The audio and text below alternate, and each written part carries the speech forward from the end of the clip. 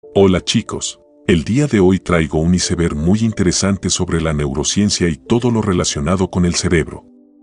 Encontraremos desde lo más normal hasta cosas muy perturbadoras y oscuras. No olvides seguirme para más contenido como este, ya que estamos a nada de llegar a los 1000 subs. Así que sin nada más que decir, comencemos con el nivel 1. Cerebro. El cerebro es el órgano en el que se centraliza la actividad del sistema nervioso. Aunque sus partes están conectadas, por lo general sus funciones se dividen en distintas áreas. Es un órgano complejo e indispensable para la vida del ser humano. Por lo general, sabemos que las partes del cerebro regulan las distintas acciones del organismo, así como nuestras emociones, razonamientos, recuerdos y demás. Este órgano pesa alrededor 1.5 kilogramos y para que su peso no suponga una dificultad en el movimiento de las personas, el cerebro flota en el líquido cefalorraquídeo dentro de la estructura ósea, mejor conocida como cráneo. Está conformado por un 78% de agua, 10% de grasa y un 8% de proteína. Ahora bien, ¿cómo trabaja el cerebro? El cerebro está formado por miles de millones de células nerviosas, que están organizadas en patrones que coordinan el pensamiento, la emoción, la conducta, el movimiento y la sensación. Un complicado sistema de nervios interrelacionados conecta el cerebro con el resto del cuerpo, por lo que la comunicación puede ocurrir en instantes. Solo piensa en lo rápido que sacas la mano si tocas el agua caliente. Si bien todas las partes del cerebro funcionan juntas, cada parte es responsable de una función específica, y todo está bajo control, desde la frecuencia cardíaca hasta el estado de ánimo. Sin duda el cerebro merece su propio iceberg ya que es un tema muy extenso. Like para traerles un iceberg dedicado a este grandioso órgano. Neurociencia. Es una disciplina científica que investiga los diferentes aspectos que conforman el sistema nervioso, tales como su estructura, sus funciones, las patologías y las bases moleculares. Asimismo, en esta disciplina se analizan las interacciones existentes entre las diferentes dimensiones del cerebro humano. Neurociencia deriva de la palabra griega neuros, que significa nervios. De ella también deriva el término neurología, neuropsicología, neurosis o neurona, entre otros. Debido a lo complejo que es el órgano cerebral, que no tiene que ver nada más que con cuestiones anatómicas sino también con el desarrollo de habilidades como el aprendizaje, el lenguaje, etc. La neurociencia es un campo científico muy amplio y variado que se clasifica en subciencias o campos científicos, específicamente dedicados a cada una de estas funciones o particularidades del cerebro. Conciencia. La conciencia es aquello que nos permite darnos cuenta de lo que nos rodea, así como darnos cuenta de nuestro propio cuerpo y de nuestro psiquismo. Karl Jaspers, un psiquiatra y filósofo alemán y suizo, representa gráficamente la conciencia como un escenario en el que se mueven los fenómenos psíquicos. Este escenario puede volverse estrecho como ocurre en los estados crepusculares, o confuso, poco claro, como ocurre en los estados de obnubilación de conciencia. La conciencia tiene tres cualidades básicas. Número 1, el grado de claridad o luminosidad. Esta claridad permite darnos cuenta de los contenidos de la conciencia. La máxima claridad ocurriría en la vigilia y el mínimo en el coma. El centro de la conciencia formaría la zona más clara de esta, en los alrededores las zonas más oscuras, el preconsciente y el inconsciente. Número 2, la amplitud del campo.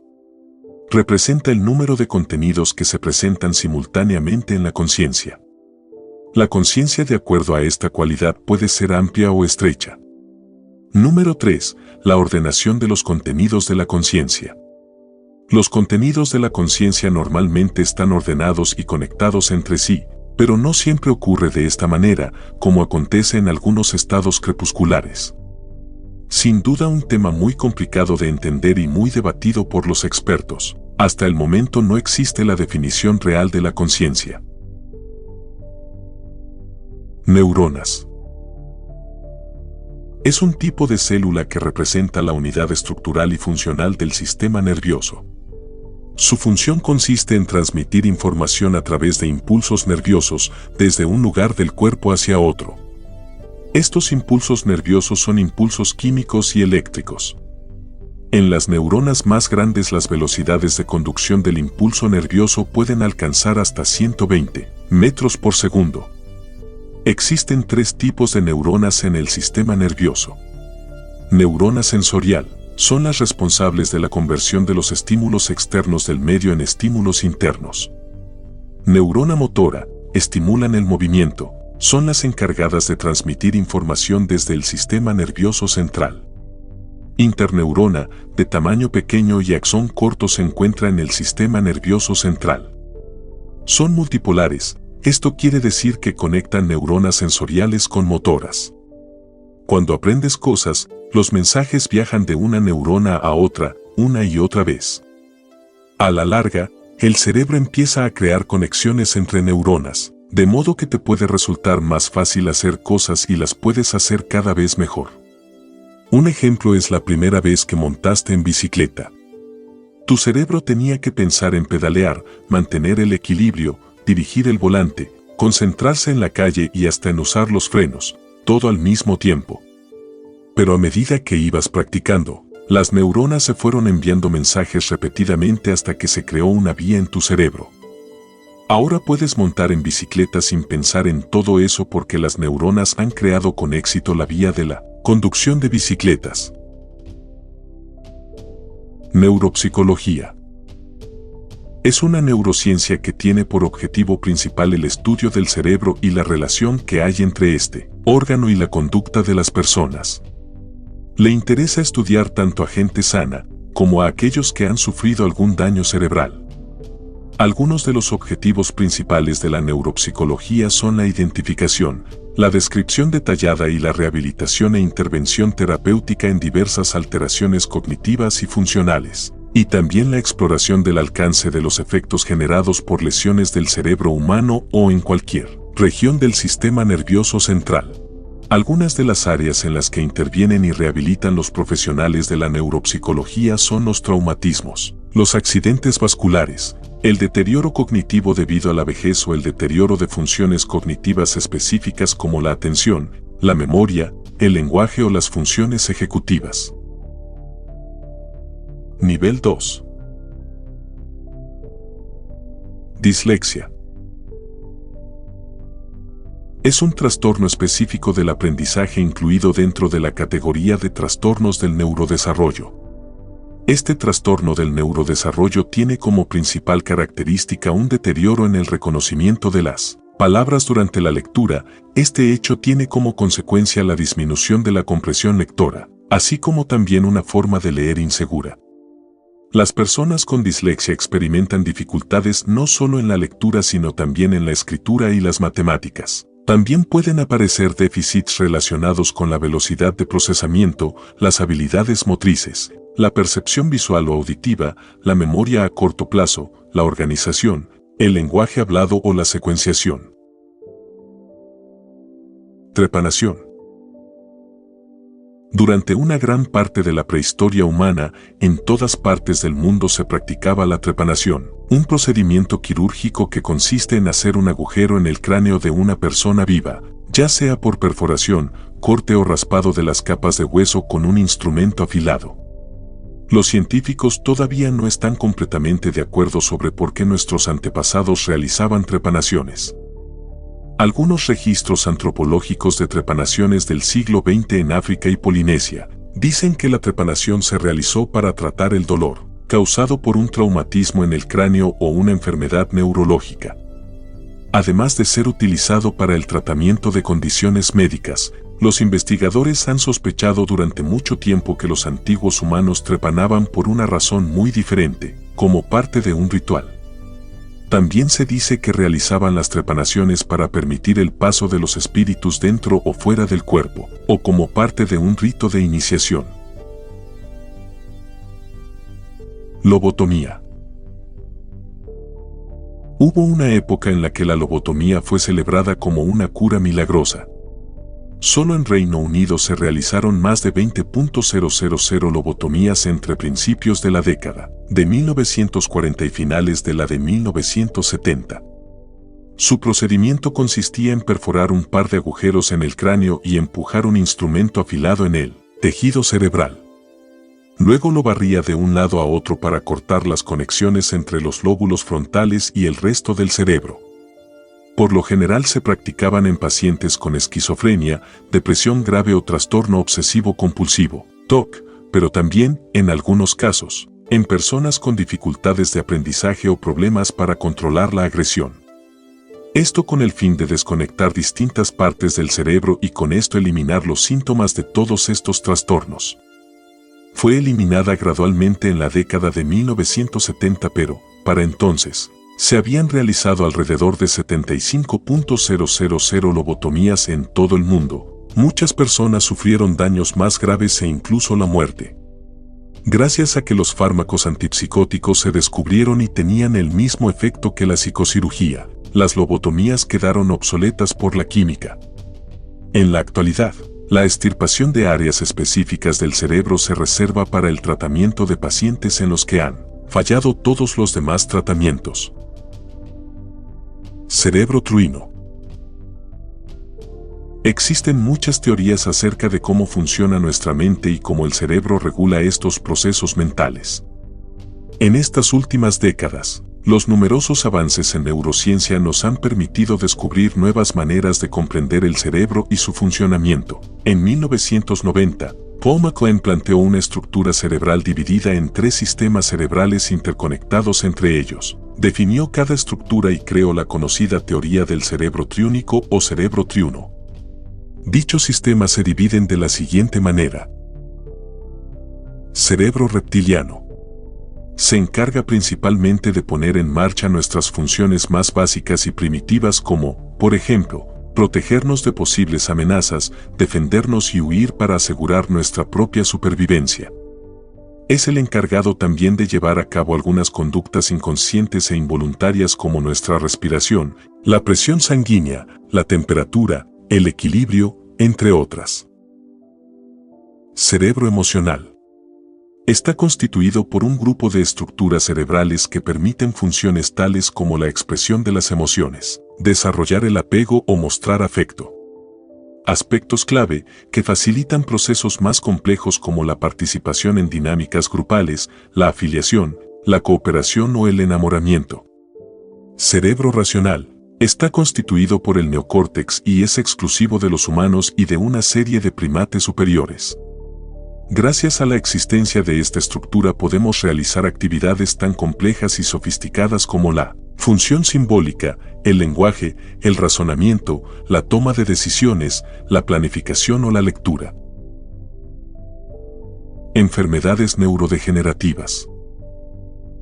Es un término genérico que abarca una serie de enfermedades que afectan principalmente al sistema nervioso, con la muerte celular y la degeneración del tejido nervioso, de las neuronas.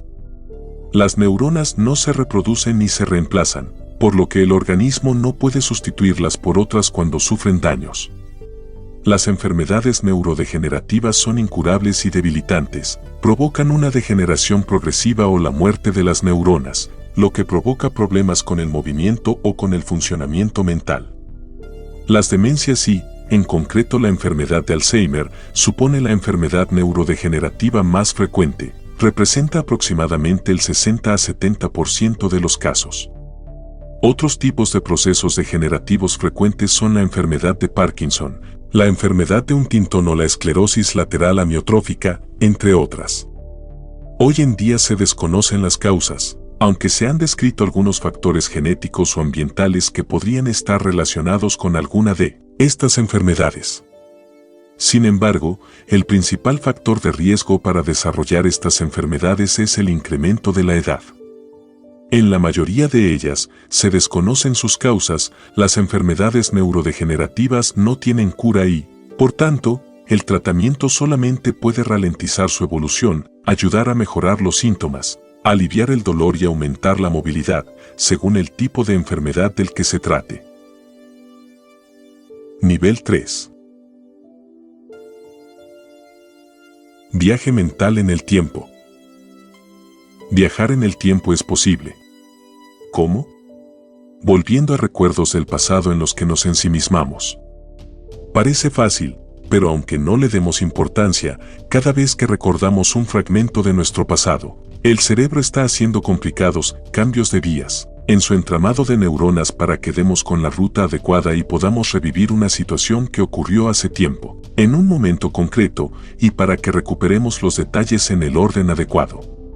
Los neurocientíficos llaman viajes mentales en el tiempo a la recuperación de memorias tan ricas en detalles relacionados con la hora y lugar de una experiencia original que es casi como viajar a través del tiempo. Este tipo de recuerdos en alta fidelidad pueden incluir información no solo de imágenes sino también de sonidos, olores o emociones que estaban presentes en el momento de la experiencia. Todos esos datos se quedan vinculados en el tiempo y podemos acceder a ellos de forma incluso involuntaria, a través de un olor, imagen o sonido parecido al que experimentamos. Los recuerdos se almacenan en el cerebro con un código temporal, indican los investigadores. Y en los viajes mentales en el tiempo, el cerebro puede recuperar los recuerdos mediante ese código que previamente ha permitido almacenar los detalles de un mismo suceso próximos unos a otros. El código temporal actúa algo así como la fecha y hora que los ordenadores ponen en los ficheros.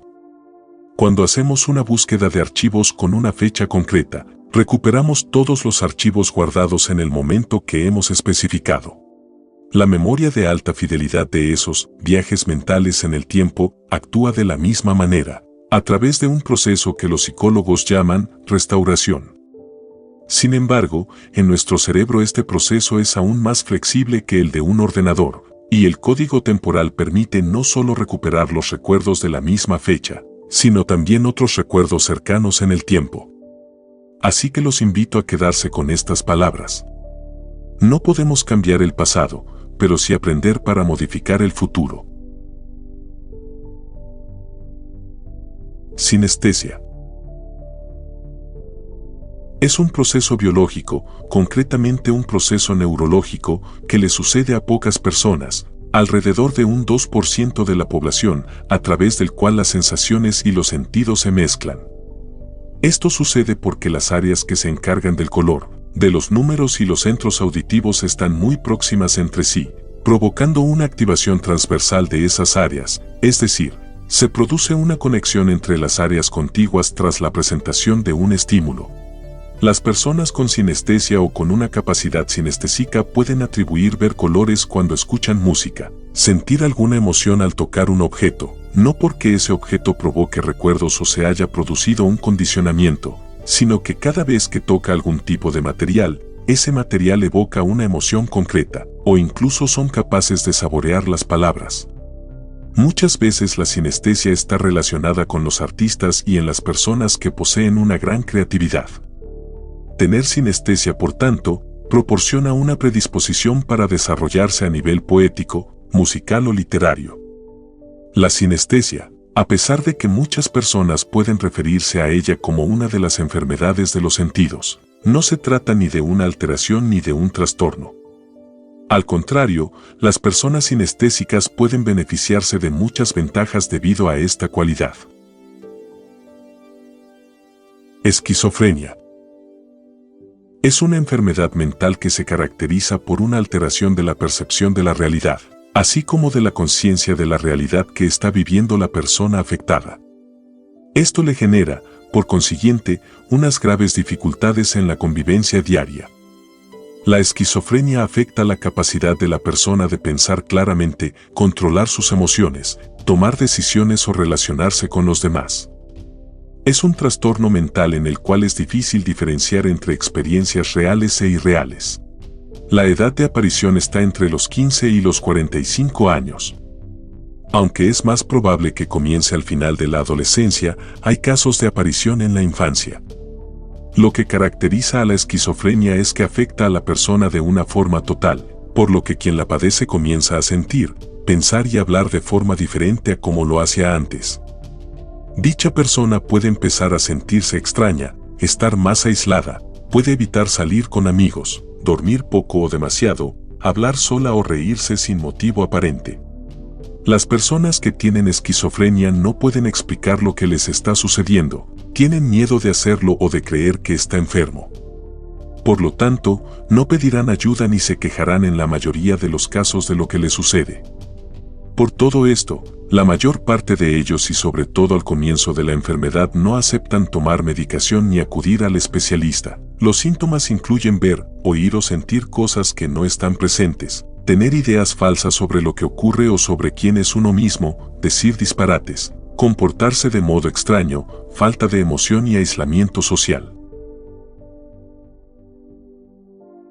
Síndrome de la mano alienígena.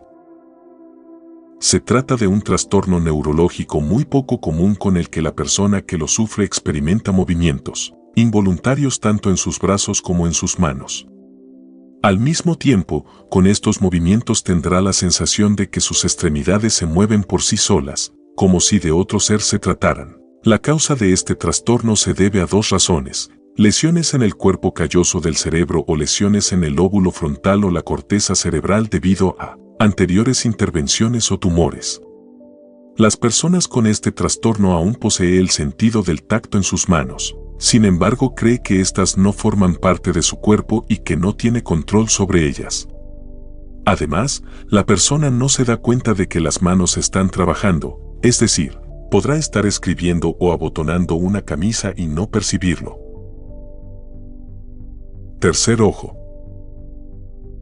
Para diferentes creencias como en budismo o el hinduismo, es el lugar donde encontramos nuestra conciencia, el punto de unión con el mundo espiritual. El chakra del tercer ojo es uno de los puntos de poder más importantes del espíritu humano.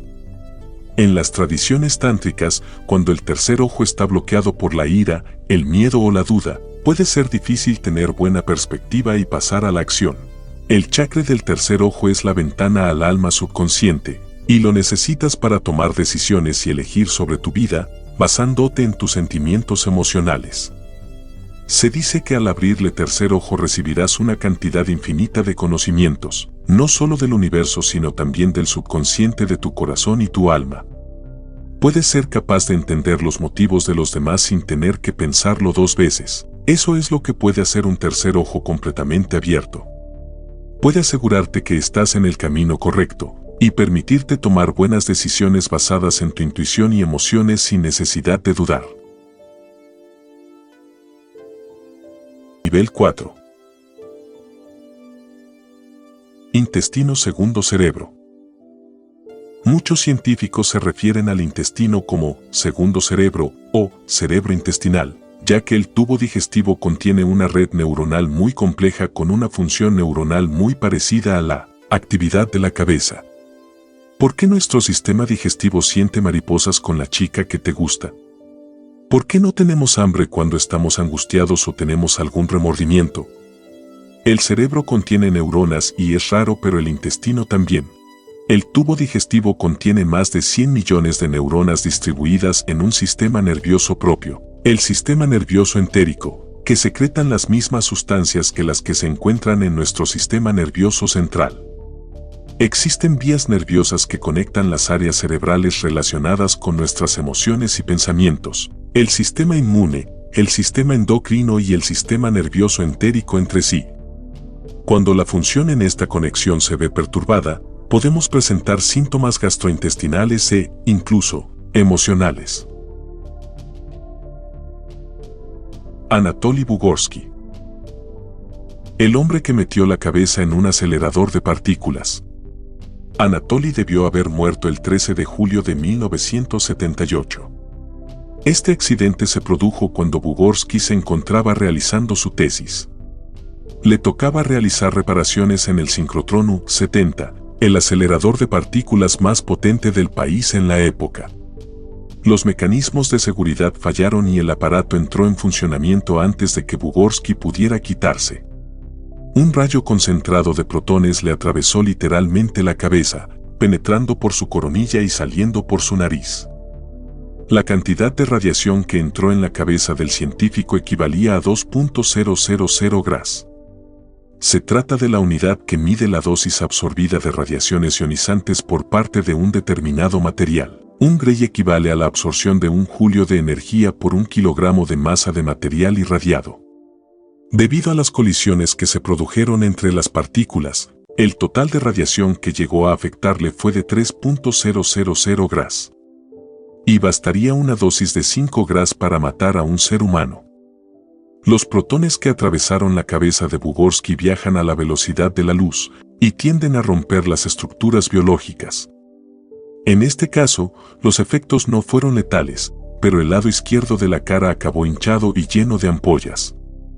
También perdió audición en el oído izquierdo. En una fotografía reciente se pudo comprobar que la mitad izquierda de su rostro no ha envejecido como la derecha. No se sabe cómo sobrevivió a este ataque.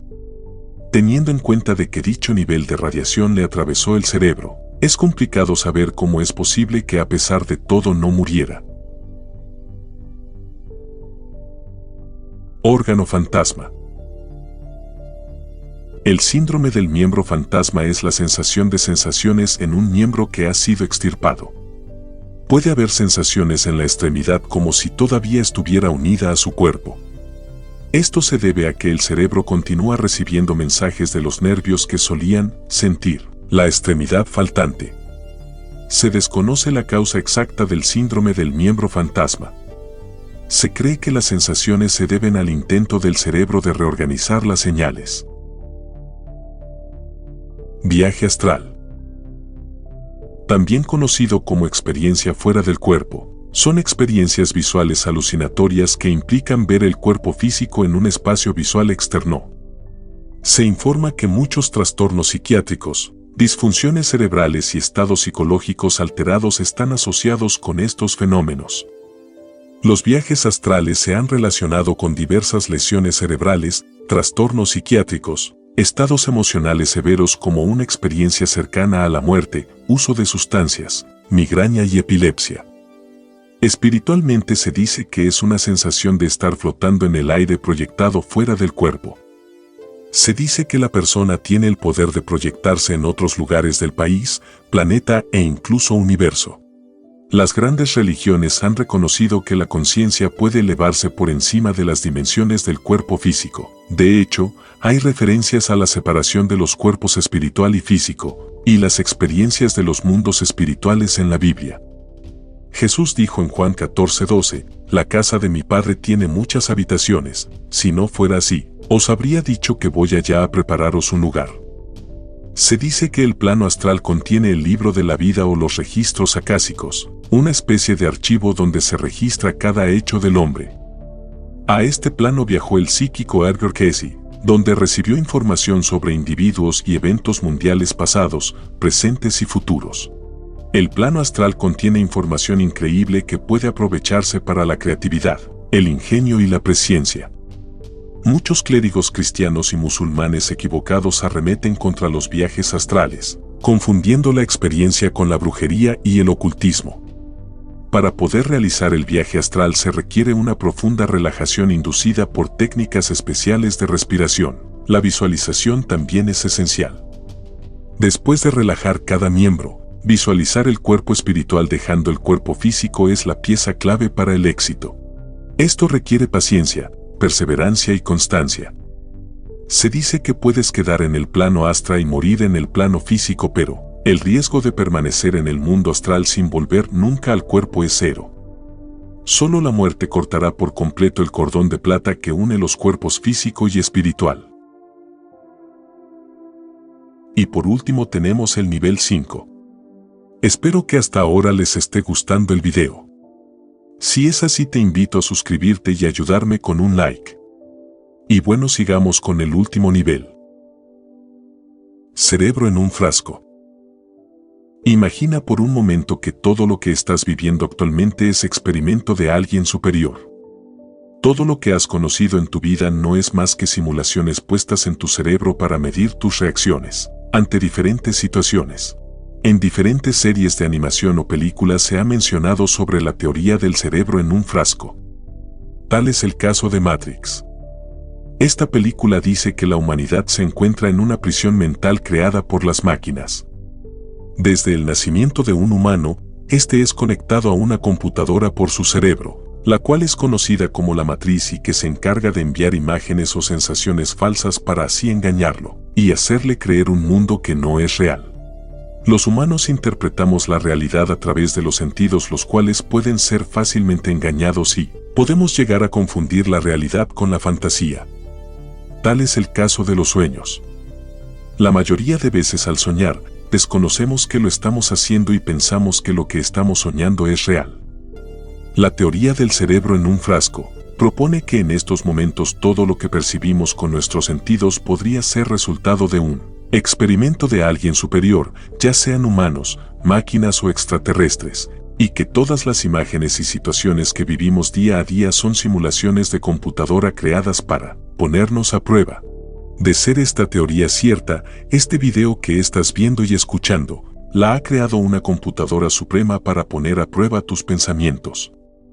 Desde tu perspectiva, yo no existiría en realidad y sería simplemente una simulación más en tu mente. Al igual que desde mi perspectiva, tus comentarios hechos a este video no serían reales. Lo peor de esta teoría es que no existe una manera de poder desmentirla, pero si las reglas de nuestra realidad son creadas por computadora, podríamos encontrar las herramientas para poder desmentir esta realidad falsa. Así como en los videojuegos se encuentran fallas de programación, de ser nuestra realidad una simulación, no sería perfecta y podríamos encontrar fallas. Miles de personas en todo el mundo en estos momentos sufren síndromes de despersonalización en los que sienten como si estuvieran viviendo dentro de una película de la que deben salir o un sueño del que deben despertar. Estos trastornos podrían acabar con la vida de una persona hasta el punto de llevarla al suicidio. Es por eso que deberías tener cuidado al cuestionar la realidad, ya que no sea esta la que termine cuestionándonos a nosotros. Transferencia de mente. En el futuro, los humanos podrán alcanzar una especie de inmortalidad, al decodificar la información contenida en su cerebro, cargarla en algún tipo de dispositivo de memoria y hacerla vivir en una computadora. Para cuando mueras ya será posible congelar tu cerebro y mantenerlo en una especie de estado de suspensión, hasta que esté lista la tecnología que permita leer o escanear todas las sinapsis de tu cerebro. Entonces la información contenida en tus neuronas será transferida a una computadora y vivirás de nuevo y para siempre. La teoría detrás de esta tecnología es que nuestro cerebro puede reducirse a patrones de información. Con computadoras y sensores lo suficientemente complejos, podríamos copiar estos patrones de información y volver a verificarlos en los discos duros. Los principales defensores de esta tecnología también tienden a apoyar la criogenia. La cuestión de la viabilidad de esta tecnología plantea cuestiones importantes con respecto a la naturaleza de la humanidad, la conciencia, la encarnación y la identidad. En pocas palabras, el objetivo de esta teoría es hacer un copiar y pegar, copiar nuestra mente, conciencia, recuerdos, etc., a una computadora y pegar toda la información a un cuerpo totalmente nuevo. Hackeo o secuestro de cerebro. Esto es una nueva amenaza para la ciberseguridad. Actualmente vivimos en una era interconectada en la que los dispositivos informáticos controlados de forma inalámbrica facilitan casi todos los aspectos de nuestras vidas, pero también nos hacen vulnerables a los ataques de ciberseguridad. Hoy en día casi todo puede ser hackeado, desde automóviles hasta bombas. Pero quizás la amenaza más preocupante es la que plantean los dispositivos médicos implantados. Los expertos han demostrado la facilidad con la que se puede violar la seguridad de los marcapasos y las bombas de insulina, lo que puede tener consecuencias letales. ¿Pero qué tiene que ver esto con el cerebro? Pues actualmente el implante cerebral más común es el sistema de estimulación cerebral profunda. Consiste en electrodos implantados colocados en lo profundo del cerebro, conectados a cables que pasan por debajo de la piel, que transportan señales de un estimulador implantado. El estimulador consta de una batería, un pequeño procesador y una antena de comunicación inalámbrica que permite a los médicos programarlo. Funciona de manera muy similar a un marcapasos cardíaco, con la principal distinción de que interactúa directamente con el cerebro. Es una herramienta increíble para tratar muchos trastornos. Se usa más para tratar la enfermedad de Parkinson, pero también se usa para tratar la distonía, espasmos musculares, el temblor esencial y el dolor crónico severo. También se está probando para condiciones como la depresión y el síndrome de Tourette. Una vez que un yaque ha violado con éxito la seguridad en un dispositivo, tendría varias opciones para robarle el cerebro a su víctima. Los parámetros de estimulación, incluidos el voltaje, corriente, la frecuencia, el pulso y el contacto de los electrodos, se pueden modificar para cambiar el efecto de la estimulación y podrían ocasionar la muerte. Sin duda el hackeo de cerebro podría poner en riesgo la salud y la vida de muchas personas. Por lo tanto, junto con el desarrollo del sistema de implante cerebral, los desarrolladores deben tener cuidado de proteger a los usuarios de implantes cerebrales de cualquier tipo de hacker. Los diseñadores de implantes cerebrales deben elaborar estrategias para mitigar las ciberamenazas, como el secuestro de cerebros. Y bueno chicos, espero que hayan disfrutado este iceberg. Es mi video más largo y le dediqué muchas horas de trabajo. Así que apóyenme con un like y una suscripción para seguir haciendo más contenido como este. Disfruten su día y tengan buenas noches.